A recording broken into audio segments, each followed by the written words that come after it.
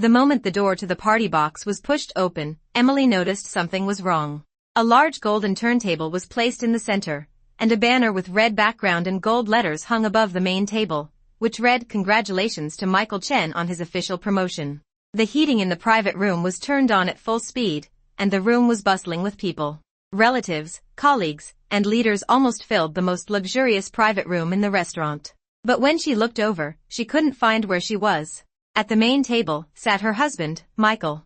He was wearing a dark gray suit, a meticulous tie, and a decent smile that she was all too familiar with. He was sitting on the left side of the main seat, and to his right, in the position that should have belonged to his wife, was sitting at this moment another woman. Sarah.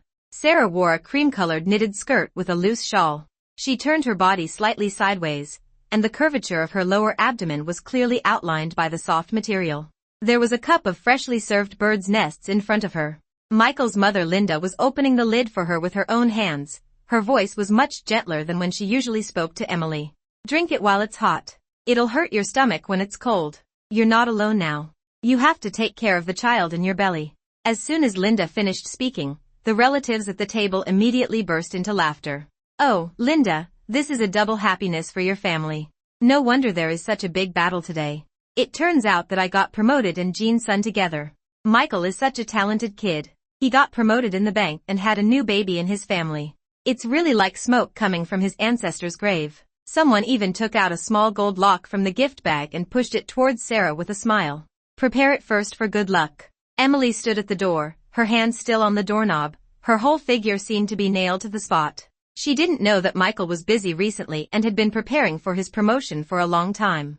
It's not like she didn't expect that many people would come today and the scene would be a bit chaotic. But she never thought that it would be such a mess. "Where is her seat?" She glanced at the main table and then back again. No.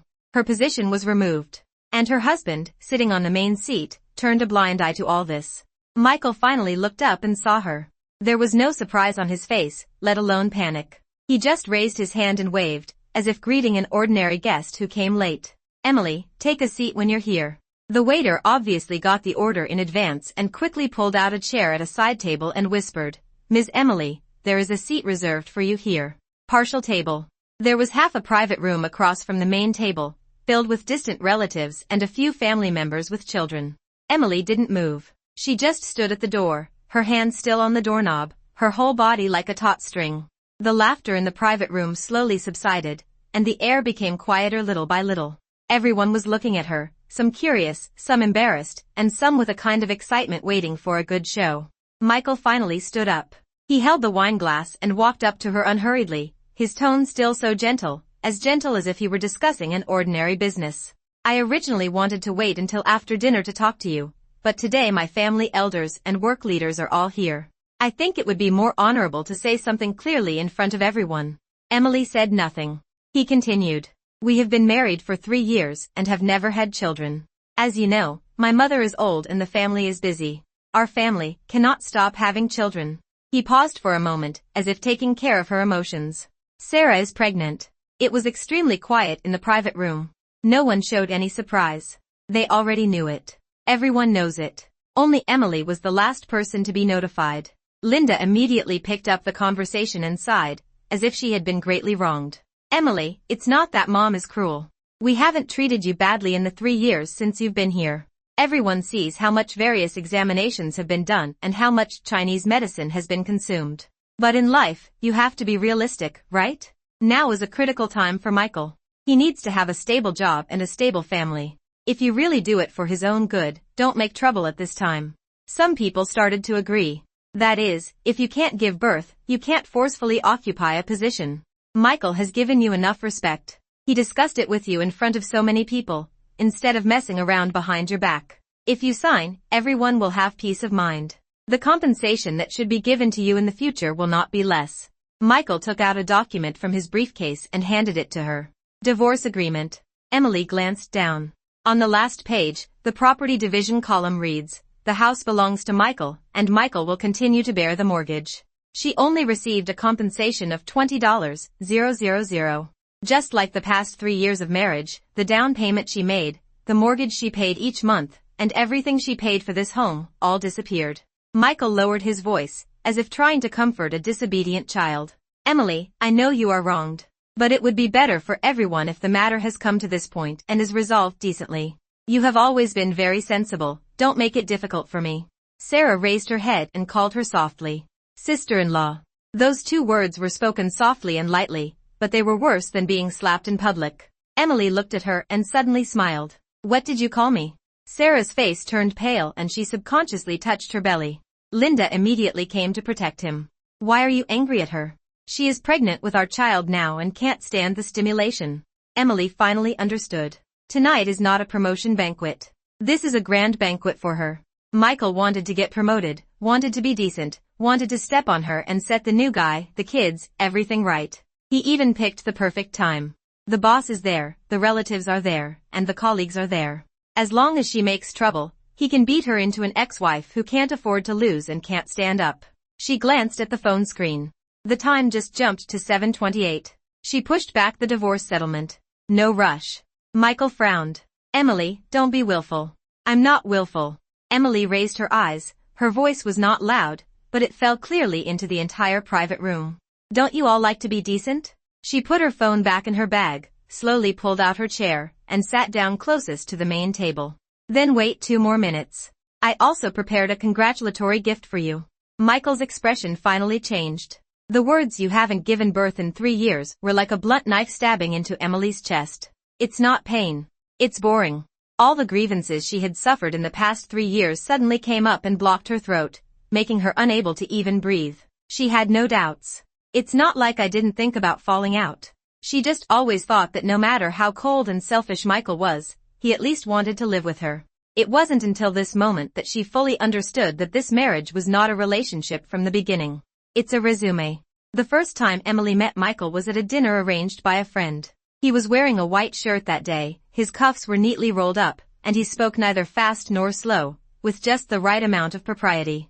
A friend said that Michael worked as a manager in a bank, his family was in good condition, he was stable, and he was the most suitable person for marriage. Emily was 30 years old at the time and had worked at the window of a real estate notary office for 7 years. She is used to seeing property division, inheritance disputes and prenuptial agreements every day, and has long since lost any unrealistic illusions about love. What she wanted was never much.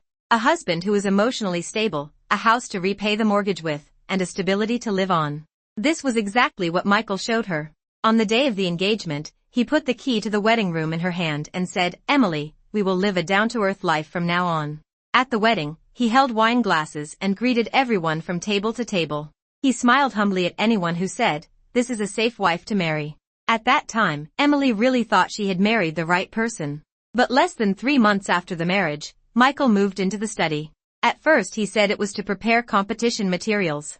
There have been too many adjustments in the industry recently, and I have to hold remote meetings at night for fear of disturbing you in your sleep. Emily believed it. Later he said he was under great pressure. It'll be fine after a while. Later, he didn't even bother to explain. After returning home and taking a shower, I go into the study. Sometimes I don't come out until midnight, and sometimes I just lock the door. It's not like she didn't think about it. But every time, as soon as she started, Michael would show that tired and restrained expression. Emily, I'm tired enough at work every day. Can you go home and stop letting me deal with my emotions? In one sentence, all her questions were answered. Things really started to change after Linda gave birth. Half a year after their marriage, Linda was still making innuendos. Emily, you young people, don't always think about having fun. The baby should be born as early as possible and the recovery will be quick. A year later, she began to sigh when meeting people. Michael is busy with work, so I can't always rush him. But it's not a problem that this house is deserted.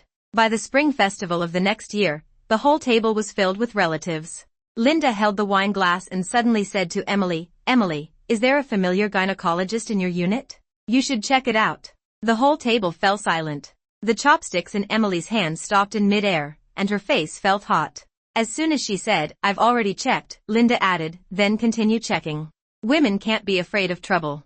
Michael sat next to her, heard it, and just said lightly, Mom is anxious too, don't think too much. Don't think too much. These 3 words, like a soft cloth, covered all her embarrassment and smoothed away all her grievances. From then on, she had to drink all the various home remedies Linda handed her. She had to go to the old Chinese medicine doctor recommended by her relatives. Various checklists, one after another. Hormones, B ultrasound, and ovulation monitoring. She did everything she could. The reports came back one after another, and the doctor said there was nothing wrong with her and she could just relax. But Linda never listened to this. Doctors may not be sure. You are too thin and your palace is cold. It will be difficult to conceive. It's been 3 months for so, and you still haven't done anything. Don't think I'm being harsh in what I say. When a woman gets married, isn't she just trying to carry on the family line?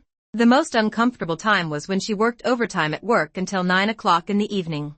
As soon as she came downstairs, she heard a voice message pop up in the family group on her mobile phone. She clicked it away accidentally. Linda's voice was loud. My daughter-in-law is good everywhere, but her stomach is not what she wants. Our Michael has such good conditions. If he had not taken dignity into consideration, he would have long ago. Before the voice was finished, Emily had already turned off the screen. That night, she sat alone on a bench in the community for half an hour. Her fingers were so cold that she went home. She expected Michael to at least explain, but he just put down the phone and spoke calmly. My mom is straight talking, you know. It is normal for an elderly person to want to have a grandson. Emily asked him, what about you? Michael looked up at her, as if he didn't understand. What? Do you also think it's my problem? The light in the study room was very white, illuminating his face with no expression. After a while, he said, how about I accompany you to a big hospital another day? Stay with her. Still look at her. From beginning to end, he picked himself clean. It's not like Emily didn't mention that she wanted Michael to do the examination together. But every time, either he held an impromptu meeting or Linda jumped out to stop him. It's normal for men to be under a lot of pressure at work, and it's normal to be in bad shape occasionally. What should I check? You should adjust your body first before talking. Michael is in a critical period now. Don't bother him with this kind of thing. After all, anyone can be sacrificed. Only Michael can't. Later, the mortgage loan was reduced and the Provident Fund was automatically deducted every month, so Emily did not dare to fall out easily. Her family paid 80,000 yuan for the down payment of the wedding house. During the renovation, her parents put in another 50,000 yuan.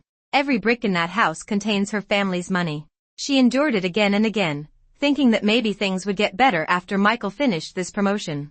But she didn't expect that what she endured wouldn't be a turning point. It was the Sarah who came to the door a week ago carrying birds' nests and calling her sister-in-law with a smile. It was a Saturday afternoon when Sarah came to visit her for the first time. As soon as Emily finished mopping the floor, the doorbell rang. When the door opened, a young girl stood outside. She was carrying a box of birds' nests and a bag of imported fruits, and smiled sweetly at Emily. Hello sister-in-law, I'm here to see brother Michael. Emily felt something was wrong at that time. It's not because of this sister-in-law. It's because she doesn't have to look for them when changing her shoes. She hooked her feet and took out a pair of pink and white soft-soled slippers from the bottom layer of the shoe cabinet. The slippers were placed so far away that even Emily's own mother spent a long time looking for them when she came here for the first time. Sarah seemed to have worn it many times. Emily stared at her movements, her heart sank slightly, but she said nothing. Linda had stood up from the sofa, her face wrinkled with laughter. Is Sarah here? Come in, why are you standing at the door? Sarah handed over the bird's nest with a sweet voice. I remember that my aunt liked the xylitol version, so this time I specially asked someone to bring it from Chinatown. Emily made a move. Linda is very picky about birds' nests. She dislikes the sweetness and fishy taste, and always says that the ones sold outside are not authentic. Even her daughter-in-law spent almost a year trying to figure out that she would only drink the sugar-free version. Sarah knew it quite naturally. When she bent down to put the fruit, she subconsciously held her belly with her hand. The movement is very light as a habit. Linda glanced over and said immediately, slow down, don't touch it. After saying that, she seemed to realize something and quickly looked back at Emily. The glance flashed quickly, but Emily still saw it. She didn't say anything, just walked over and poured water for the guests. As soon as the kettle was lifted, Sarah said from the side, Sister-in-law, is brother Michael still in the study? He doesn't like people knocking on the door when he is in a meeting. How about I wait for him to come out? Emily's hand holding the handle of the pot tightened slightly. Michael really didn't like knocking on the study door. But even her wife only found out about this matter after being cold-faced several times. Sarah said it very naturally. When Michael came out of the study and saw Sarah, his face paused for a moment, and then returned to normal. Why are you here? Sarah stuck out her tongue, like a caught little girl. Send something to Auntie. By the way, bring the information you left in the office last time. As she spoke, she took out a brown paper document bag from her bag. Michael took it and moved quickly, as if he was afraid of anyone seeing it. Emily still saw it. A corner of the medicine box is exposed on the side of the document bag, with blue characters on a white background. She didn't see the name clearly, she only saw the hospital's logo printed on it. Linda had already greeted her warmly. Sarah, don't stand, sit down quickly. Emily, go and wash the plate of cherries in the refrigerator. The tone was as natural as if Sarah was the mistress of the house, and Emily was like a servant. Emily turned into the kitchen and turned the faucet on wide. The sounds in the living room still drifted in through the crack in the door. Linda lowered her voice and asked, have you been vomiting too much recently? Sarah smiled and said, it's better than before. That's fine. What did the doctor say? It said it would be more stable in 2 weeks. Michael coughed. It was quiet outside for a moment. Emily lowered her head to wash the cherries, and the ice water flowed through her fingers, making the back of her hands numb with coldness. It's not like she's never seen people acting before. Over the years at the window of the real estate notary office, she has seen too many people crying over family ties while fighting for inheritance. And she has also seen too many people who talk about respectability but secretly calculate the contract to the letter. So she knows one thing best. What's really wrong is never who said what, but who makes certain things go too smoothly. When she took the fruit plate out, Sarah was sitting on the edge of the sofa, looking at the photos on Michael's phone. Seeing her come out, Sarah immediately handed the phone back, smiling a little sheepishly. Sister-in-law, your house is well organized. Emily put the fruit plate down and asked calmly, is this your first time here? The smile on Sarah's face froze for half a second. Yes. Really? Emily looked at the slippers on her feet. Then you're pretty good at finding things. The air in the living room suddenly froze. Michael took the words with a deep tone. Emily, Sarah has been in our department for a while and has come to deliver documents several times. She recognizes her, so it's not surprising. Linda immediately helped. That's right, don't be suspicious all the time. This little girl is kind enough to give you something. What's your attitude? Sarah lowered her head and bit her lip gently, looking like she was wronged but didn't dare to say anything. This look made Emily look like a mean hostess. Emily didn't ask any more questions. She just looked at Michael. She looked at her husband, who had been sleeping with her for 3 years, protecting another woman without changing his expression. That night, after seeing Sarah off, Michael went into the bathroom to take a shower, leaving his phone on the dining table. The screen lit up. Emily didn't touch it. She glanced at the old iPad at the bottom of the sideboard. They bought it together when they got married. Later, Michael replaced it with a new tablet, and this one has been sitting idle ever since. But as long as the same account is not withdrawn, some information on the mobile phone will be automatically synchronized to it. She charged it up. Click to open. The first message synchronized was from Sarah. Just one short sentence. Auntie told me not to be afraid on the day of the promotion banquet. She will support me in public. Emily was stunned for a moment and moved her fingers downward. The next second, she clicked on a file. That's not an ambiguous chat record. It was a premarital physical examination report that Michael sent to his WeChat file. Transfer assistant. On the title bar, there are a few lines clearly written. Andrology semen analysis sheet. The conclusion column of the report clearly reads, with severe oligospermia, the probability of natural conception is extremely low. Emily stared at the physical examination report, tightening her fingers little by little. The sound of water in the bathroom was still gurgling. But she felt as if someone had poured a basin of ice water on her head, and even her back was freezing. The reporting time was 2 months before the wedding. In the name column, it says Michael. There is only one line in the conclusion column. With severe oligospermia, the probability of natural conception is extremely low. Emily looked at it for a long time and suddenly smiled, laughing until your eyes are sore. It turns out he didn't know. It turned out that even he was kept in the dark. It turned out that in the past 3 years, every time she drank numbingly bitter Chinese medicine, every time she lay on the examination bed, every time she was told openly or covertly that she would not have a baby at the relatives' dinner table, Michael knew clearly who the real problem person was. But he didn't say a word for her. Not only did he not say it, he also acquiesced. She acquiesced to Linda putting the blame on her head, acquiesced to her relatives taking her belly as a joke, acquiesced to everyone thinking that she had delayed the inheritance of the family line. The bathroom door clicked open.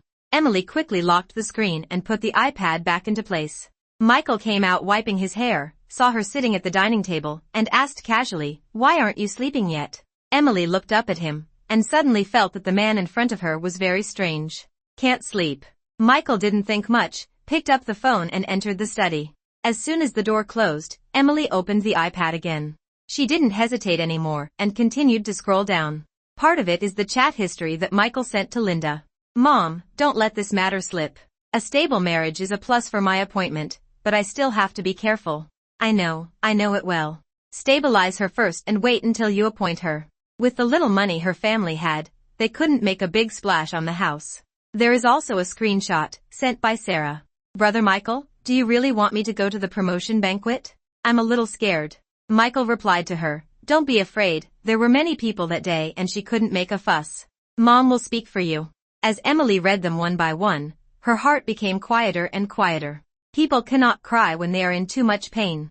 She has been sitting in the real estate notary office for so many years, and she is used to seeing people tear her apart. So she knows better than anyone else that what is really useful is not emotion, but evidence. Early the next morning, she went to work as usual. The window was open until noon, and after receiving the last customer, she took advantage of her lunch break to make a list of everything. The first category is marriage and property. For the down payment of the wedding house, the transfer record of 80,000 yuan from her family is still there. The money for the decoration was taken out of the regular account by her father and paid to her in 2 installments. After marriage, the mortgage loan will be deducted from the joint account every month, and her salary flow and loan repayment records can all be matched. The second category is evidence of conversations between Michael, Linda, and Sarah. She took screenshots of the content that could be synchronized on the iPad, and recorded the browsing process on her mobile phone to prevent the other party from saying she was forgery in the future. The third category is the key evidence that Michael knew he had a problem before marriage, but deliberately put the blame for not having children on her. She printed 3 copies of the andrology report. Save one portion for the bottom. Put 1 copy into the document bag. A copy is prepared to be delivered to the person who should see it most at the most appropriate time. After work, she did not go home directly. She went to the underground garage and sat in the car for a long time. At 6 o'clock in the evening, Michael sent her a message. "Mom said tonight that you should come back early and have a family dinner on the weekend, family." Emily stared at these 3 words, only feeling ironic. She replied okay. When she got home, Linda was sitting in the living room choosing dishes. He didn't even raise his head when he saw her coming in. "Emily, I asked you about the pharmacy downstairs. A new batch of prepared medicines has arrived. You can buy 2 boxes and bring them back tomorrow." Emily paused while changing her shoes. "I won't eat." Linda looked up sharply. "What did you say?" "I said, I won't eat," Emily said calmly. "I've checked, and I've done all the tests I need to do. There's no point in eating these anymore." Linda's face fell instantly. "It's meaningless? What's your attitude? If a woman doesn't take giving birth seriously, why should she take it seriously?" Michael happened to come out of the study, heard the argument, and frowned. "What happened again?" Linda immediately threw the dish down. "Ask her. Asking her to take some medicine is like killing her. Why did I end up with such an unsatisfactory daughter-in-law?" If it were before, Emily might have endured it. But this time, she looked at Michael and suddenly asked, "Michael, do you really think it's my problem?" The living room was silent for 2 seconds. Michael's eyes flickered for a moment, then he avoided her gaze. "Emily, what's wrong with you today?" Still the same sentence. Never answer directly. Emily didn't ask again. She just nodded. At that moment, she completely understood something. This man is not confused for a moment. From beginning to end, he consciously chose to let her take the blame. In this case, there was no need for her to save face for him. 2 days before the promotion banquet, Michael was preparing his speech in the study. Emily ironed his shirt as usual, put away the materials that needed to be signed, and even reminded him not to forget the gift box he brought to his boss. The calmer she was, the more reassured Michael felt. He probably thought that she was still the same person who would never turn over the table for the sake of mortgage, dignity, and the word family. But he didn't know that Emily had already sent out all the materials.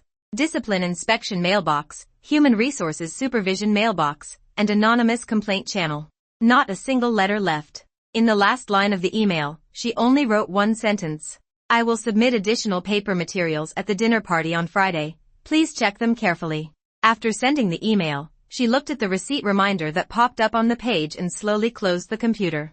She knew that what she was going to give Michael on the night of the promotion banquet was not a congratulatory gift. It's the guillotine. 7:30. The projection screen in the private room lit up on time. The big screen that was supposed to show Michael's resume photo instead showed a hospital report card first. Black text on a white background, red seal is eye-catching. The title line at the top is like a nail, driving hard into everyone's eyes. Andrology semen analysis sheet. Linda was the first to stand up. What is this? Michael's face turned pale and he reached for the remote control. But Emily was faster than him. She pressed the page turn button first. Her voice was low but she spoke every word clearly. Don't you all always want to know why I haven't gotten pregnant after 3 years of marriage? I will release the answer today. She looked towards the main table, towards the relatives who had just spoken for Michael. It's not that I can't give birth. Michael was diagnosed with severe oligospermia before marriage, and the probability of natural conception is extremely low. It was deathly quiet in the private room. The aunt who had just smiled and presented the golden lock had her hand frozen in mid-air. Several colleagues sitting next to him subconsciously looked at the leader's face, but no one dared to speak first. Michael finally reacted, and his voice suddenly turned cold. Emily, are you crazy? Am I crazy? Emily looked at him and felt ridiculous. Michael, you knew you had a problem before you got married, but you put the blame on me for being infertile and made me take Chinese medicine for 3 years and undergo examinations for 3 years. Now you still have the nerve to call me crazy? Linda interrupted sharply. You're talking nonsense. Who knows whether your report is true or false? It's easy to check whether it's true or not. Emily put the document bag in her hand on the table. The hospital, time, number, and name are all on it. If you don't believe it, you can go get it tested now. After saying that, she pressed the page turn button. The second picture is a chat record. Sender, Michael. Mom, don't let this matter slip. A stable marriage is a plus for my appointment, so be careful. The third picture is Linda's reply. I know it well. Keep her stable first and wait until you appoint her. The fourth picture is a message from Michael to Sarah. On the day of the promotion banquet, you come and everyone is there. She can't cause trouble. The expressions of the entire table changed little by little. If we talk about the first report, it is still a private matter. Then these subsequent chats are no longer private matters. This shows that this was a calculation from beginning to end. Michael wants a promotion, a good reputation as a stable married man, and he also wants to straighten out the pregnant third party. So while he kept Emily in the marriage as a facade, he calculated when to kick her out at the lowest cost. An older relative couldn't help but whispered, Michael, this is not right. The veins in Michael's forehead throbbed violently, and he reached out to pull the power cord. Enough. Emily played the last page before he hit the plug. That's an email receipt. Recipients, disciplinary inspection and supervision, human resources compliance. The subject line reads, real name supplementary material on Michael Chen's personal conduct, marital enemy, and risks of pre-appointment review. Michael's hand was completely frozen. At this moment, the box door was pushed open. A middle-aged man with a livid face walked in. He was the regional general manager of the branch where Michael worked. Behind him, there were 2 people in casual clothes. Michael, are these materials true? Michael opened his mouth, and it took him a long time to squeeze out a sentence. General manager, there is a misunderstanding here. I will explain later. Misunderstanding? Emily slapped the divorce papers on the table. What about this agreement? The down payment for the house is 80,000 yuan from my family, and the decoration is 50,000 yuan from my parents. I have been paying back the loan every month after marriage. But you just want to get rid of me with 20,000 yuan. Is this also a misunderstanding? She spoke word by word, and the calmer her voice became, the more chilling she felt. Michael, don't you want to resolve it decently? Now the whole table has seen it. Is it decent enough? Sarah sat on the chair, her face turned pale. She touched her belly subconsciously, and tears fell out of her eyes. Brother Michael, didn't you mean? Shut up. Michael turned his head sharply, his voice losing control. This roar not only frightened Sarah, but also tore away the last layer of elegance in him. Linda rushed over to grab the documents, and cursed repeatedly, Emily, you are trying to destroy my son. You vicious woman. Emily took a step back, avoiding her hand. I'm not the one who ruined him. It's him. The regional general manager took the relevant documents from Emily's hand. Come here tonight. Michael, you can come to the unit early tomorrow morning to explain the situation. In one sentence, all his highlights tonight were turned into a joke. Michael stood there, as if he hadn't reacted yet. He had been preparing for the promotion banquet for so long, and the leaders and relatives he had tried so hard to invite were originally meant to raise his status. But now, everyone is laughing at him. Look at how he steps on his wife to pretend to be decent. See how he uses a piece of marriage as a bargaining chip for promotion. Look at how he was exposed in public by his most shameful secret when he kept talking about having a family. Emily put away the documents on the table, turned around and walked out. When she reached the door, Michael finally caught up and grabbed her wrist. He lowered his voice, and his voice was harsh. Emily, do you know what you did today? Emily turned back and looked at the face she had seen for 3 years. I know. I just put what you have done in front of the people who should see it. She spread his fingers apart one by one.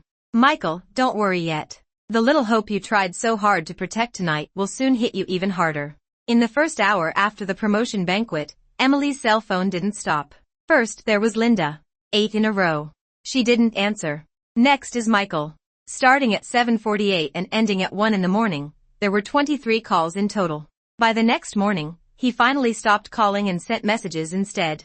Emily, let's talk. You were too impulsive last night. Withdraw the materials first, don't complete the matter. What conditions can you offer? Emily sat in the office tea room, looking at these messages, and didn't reply to any of them. At 12 noon, the call came again. This time she answered. When the other end of the phone spoke, Michael's voice turned out to be very low. Emily, I can explain what happened yesterday. I don't need your explanation. Listen to me. He seemed to be trying his best to suppress his anger. There is still room for change now. If you withdraw the complaint, we can get together and be reunited.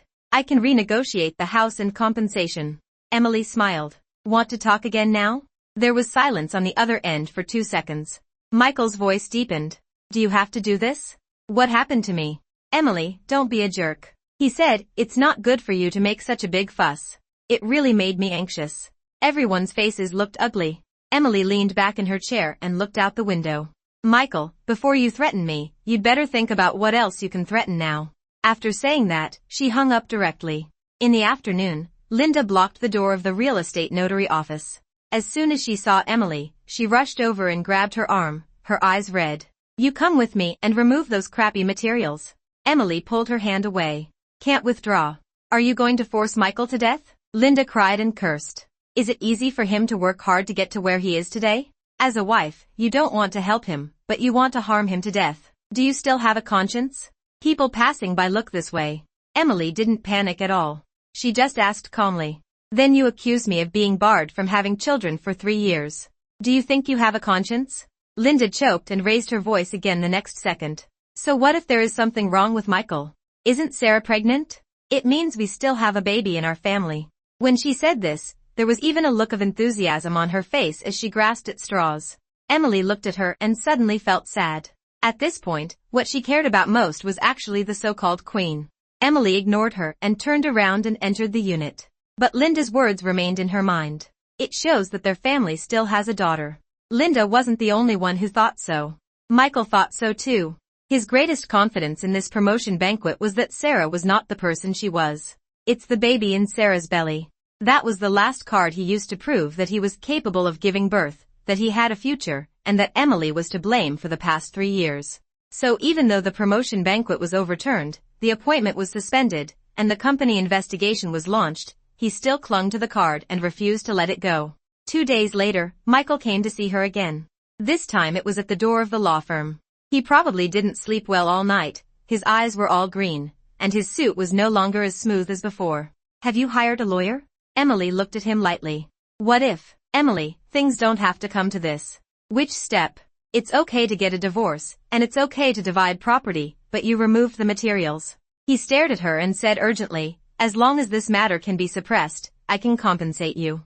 I can give you an extra share of the house, and I can also add more cash. Emily asked, where's Sarah? Michael's Adam's apple rolled. She's pregnant with the baby, I'll make arrangements. Arrangement. Still the same condescending tone. It seems that women and children are bargaining chips in his hands. Emily looked at him and suddenly asked, are you so sure that the child in her belly is yours? Michael's expression suddenly changed. What do you mean? It's not interesting. Emily curled her lips. Just a reminder. You are so smart. you should know that miracles are not always on your side. Michael stared at her, his eyes darkening little by little. He didn't speak again, but at that moment, Emily knew that he had listened.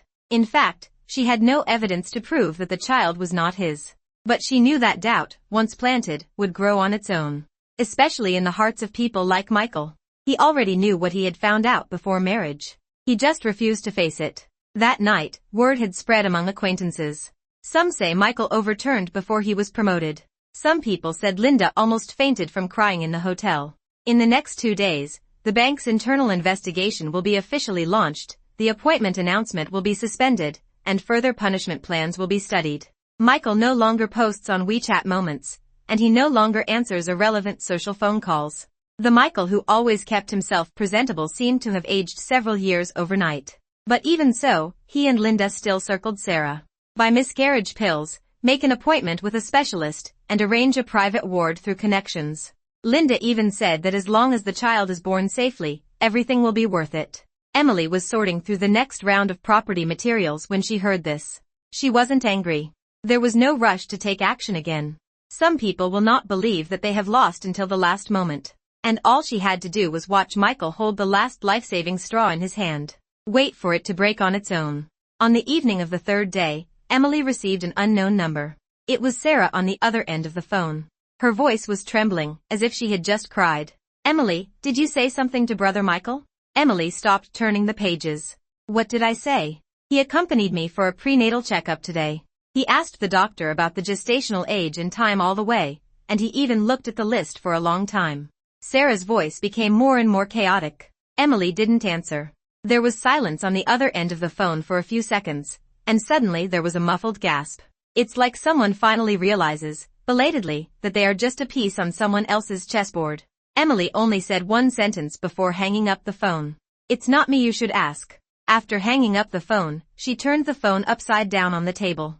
It was already dark outside the window. She looked at herself reflected in the glass and suddenly let out a soft breath. She knew that the second thunder was about to explode. This time, it won't just tear off another layer of his dignity. It will destroy his last bit of hope. The first time Michael really panicked was at the door of the prenatal care room a few days later. Sarah sat on the chair waiting for the sign. Her expression was not good. She was holding the checklist in her hand. Her eyes were hiding. Linda kept reading. Don't frown all the time. It's not good for the child. The doctor said, stay calm. The most important thing now is to keep the child. We will talk about other things later. When she said this, she glanced at Michael subconsciously. The look in his eyes didn't show that he felt sorry for Sarah. I feel sorry for the after. But Michael didn't answer her today. He sat at the other end of the bench, lowered his head and flipped through the list, looking over it several times. Gestational age. Conception time estimation. Last menstrual period. Every word was like a needle piercing his brain. The doctor called from the consulting room. Sarah almost tripped as she stood up. Michael reached out to support her and spoke in a low voice. Let's go, I'll go in too. Sarah's fingers suddenly froze. The door to the consulting room was closed, and when it was opened again 10 minutes later, Michael's face had completely sunk. The doctor spoke very professionally and tactfully. But the meaning is clear. Calculating from the gestational age, the child's conception time was further ahead than Sarah told him. The section ahead is stuck at an embarrassing point in time. On the way back, the car was eerily quiet. Linda sat in the back row, constantly looking for words to smooth things over. How can this gestational age be so accurate? It's normal to have a difference of 1 week. Doctors love to make scary statements. Don't scare yourself. Michael held the steering wheel. The veins on the back of his hands were tight. He suddenly spoke, his voice hoarse. Sarah. When did you have the child? Sarah's expression changed, and tears fell down the next second. Brother Michael, what do you mean? Let me ask you, when did you have the child? He repeated, his tone already cold. Sarah bit her lip and cried until her shoulders shook. How come I remember it so clearly? I was also confused at that time, and my menstrual period was not allowed. Linda patted her immediately. Don't force her. A little girl is pregnant, how can she remember so little? Besides, her belly is so big, who else could it be if it wasn't yours? This sentence was like giving Michael the last step. He said no more. But that night, he still took Sarah to the identification center. Emily didn't see it with her own eyes. She just received a text message from Sarah the next day. Just one short sentence. Are you satisfied? Emily glanced at it, deleted it, and didn't reply. She knew that Michael went to investigate after all. People like him are best at deceiving themselves and others. But once suspicion creeps into his heart, he is more ruthless than anyone else. Even the last bit of fantasy I had to be cut open with my own hands. 2 days later, the paternity test results came out. Biological paternity is excluded. The news first broke from Linda. That afternoon, Emily was checking the revised version of the divorce agreement with her lawyer when her cell phone suddenly rang. After the call was connected, there was chaos on the other end of the phone. Someone is crying. Someone was scolding. There was also the sound of things being thrown. It took several seconds before Linda's sharp voice penetrated. Sarah. You bitch. Whose bastard are you carrying? Immediately afterwards, there was Sarah's cry of collapse. Why are you scolding me? Is Michael a good person? He never really wanted to marry me in the first place. He said that as long as I am pregnant with a child, he can put me in power.